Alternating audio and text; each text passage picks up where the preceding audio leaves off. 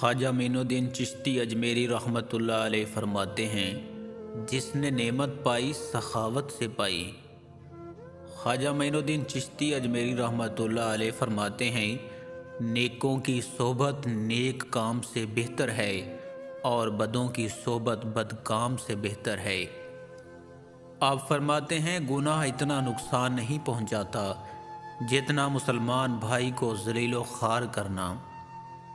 حضرت خواجہ معین الدین چشتی اجمیری رحمۃ اللہ علیہ فرماتے ہیں، قبرستان میں کھانا پینا اور ہنسنا نہیں چاہیے، کیونکہ یہ مقام عبرت ہے اور جو ایسا کرتے ہیں وہ سنگ دل اور منافق ہوتے ہیں۔ حضرت خواجہ معین الدین چشتی اجمیری رحمۃ اللہ علیہ فرماتے ہیں، اگر کافر 100 برس تک لا الہ الا اللہ کہے تو وہ مسلمان نہیں ہو سکتا، جبکہ صدق دل سے ایک مرتبہ محمد رسول اللہ کہنے سے کفر مٹ جاتا ہے۔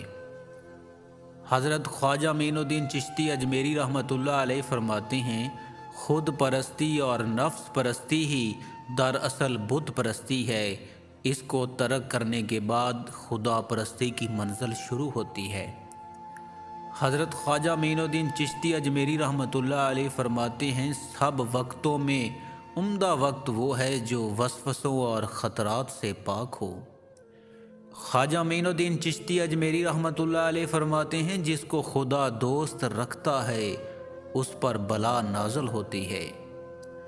حضرت خواجہ معین الدین چشتی اجمیری رحمۃ اللہ علیہ فرماتے ہیں، سچا دوست وہ ہے جو دوست کی طرف سے آئی ہوئی مصیبت کو راضی خوشی قبول کر لے اور چوں چرا نہ کرے۔ حضرت خواجہ معین الدین چشتی اجمیری رحمۃ اللہ علیہ فرماتے ہیں، عاشق کا دل آتش کدہ محبت ہے، اس میں جو آئے اسے جلا کر خاک کر دیتا ہے، کیونکہ عشق کی آگ ہر آگ سے تیز ہے۔ خواجہ معین الدین چشتی اجمیری رحمۃ اللہ علیہ فرماتے ہیں، خدا کا دوست وہ ہے جس میں 3 وصف ہوں۔ نمبر 1 دریا جیسی سخاوت، نمبر 2 آفتاب کی طرح شفقت، اور نمبر 3 ہے زمین کی مانند تواضع۔